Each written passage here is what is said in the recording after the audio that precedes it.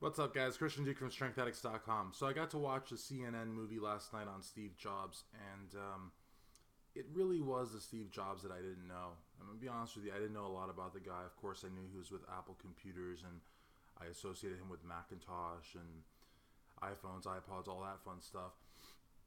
But, the movie was, at first, it seemed to be sort of just a very flattering, very, almost propagandistic type film.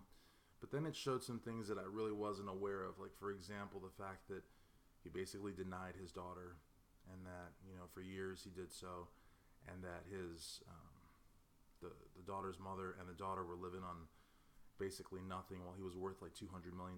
That was very outrageous. Then, of course, it talked about like all the ecological damage that, this supply company in China that was feeding all the Apple companies with, basically exploiting its workers and causing all sorts of ecological damage, and not having any kind of oversight, not having really any kind of responsibility, and how he was to some of the people that he worked with. It really kind of burst this bubble, this sort of romantic bubble that I had in my head about Steve Jobs being this altruistic guy that took care of all the people that he worked with. And you know, it's I gotta say, I wasn't expecting that.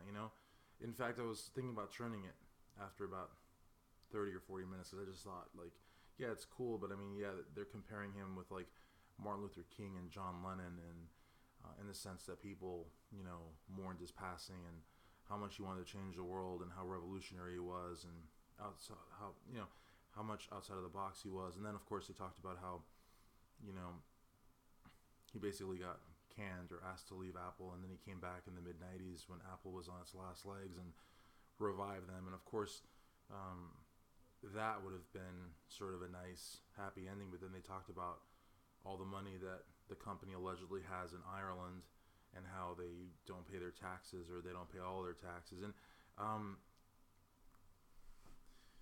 so I don't know. It was a very, very telling story. And when people say, I'm just looking here on CNN, they have the I just saw it a second ago, like the Steve Jobs you don't know, or whatever. I really think that if that is the title, or if that was the article title or whatever, yeah, see here, I'm going to click on it.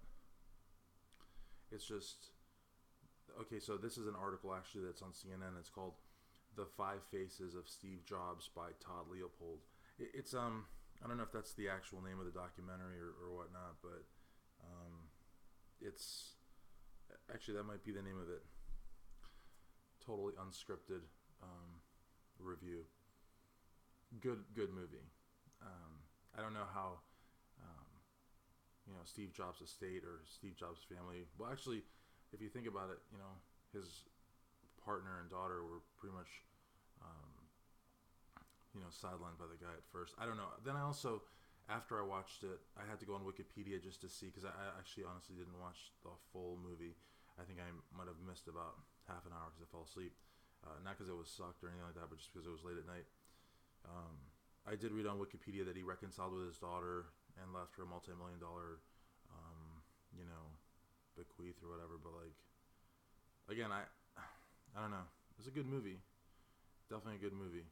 I guess if I have got this many thoughts, you know what I mean, and it's actually like I'm wrestling with what to say for the review. It definitely is a good movie, right? So most movies you don't think more than like 2-3 minutes about.